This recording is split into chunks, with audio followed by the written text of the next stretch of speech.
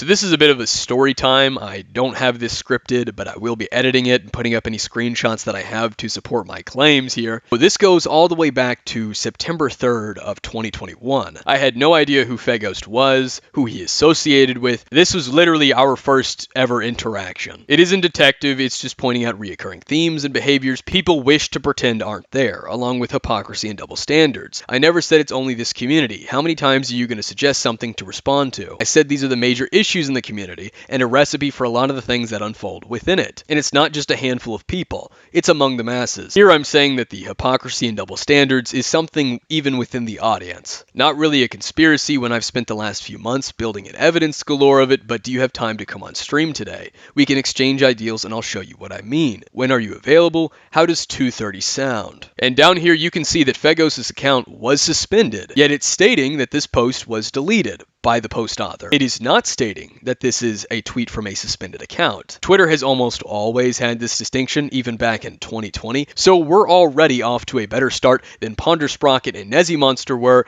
in their video on me. Now, one of us added the other. I can't remember specifically who, but then we, set it up. I did a StreamYard stream. Unfortunately, I apparently deleted the stream. I have no recollection of doing so, but apparently I did. But I do have evidence from my announcements, from the DMs between me and FeGhost, and even from my StreamYard account. FeGhost came onto my live stream and we exchanged our opinions. My stance was that there was a severe amount of hypocrisy and double standards in the community, willfully ignored by the audience. That behind the scenes, many of them lobbied together and worked together to control the narrative around a situation or a drama, often coming together to falsely accuse someone, or just in general, all of them repeat the same information to control the narrative about the individual or the people involved. The audience members look at this and go, well, all the people I like are saying the same thing about this person, so it must be true. That many of them tried to cover things up behind the scenes, comparing it to an autistic cabal or Illuminati-like thing in the community. FeGhost was in disagreement, chalking this up to a conspiracy theory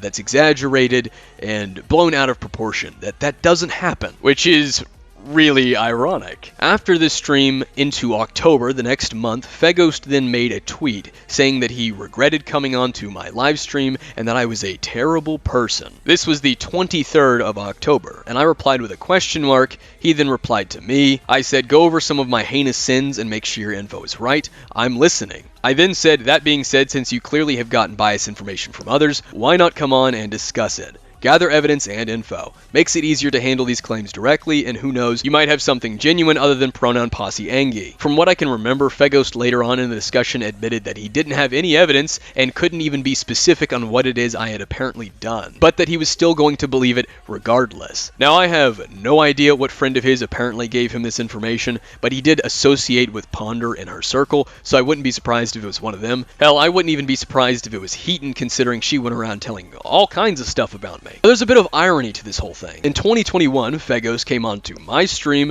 to deny my point about the community coming together to control narratives, spread false accusations, and cover things up for their friends. And yet now everyone knows what FeGhost did, and the fact that Ponder and Dulu tried to cover it up. Ponder Sprocket and Dulu knew about it in August of 2019. They didn't talk about it until January of 2021. Now, I'm not saying Ponder has to make a video or that she's accountable for what FeGhost did. That would be ridiculous and entitled. What I am saying is that Ponder knew about this in August of 2019, of what FeGhost apparently did. Allegedly sexually assaulting people and potentially driving someone to suicide. Yet in October of 2019, she decides with Nezimonster to make a video on my bad video, where she lies in it, spreads misinformation while trying to get onto me for it, but claims that she's trying to dispel false narratives, yet makes a false narrative, and is a hypocrite throughout the entire thing. So what FeGhost didn't cross a line for a video, but my bad video did. And even just ignoring that, I have an entire series now dedicated to the forgotten closet of the art commentary community. The shit that they got away with,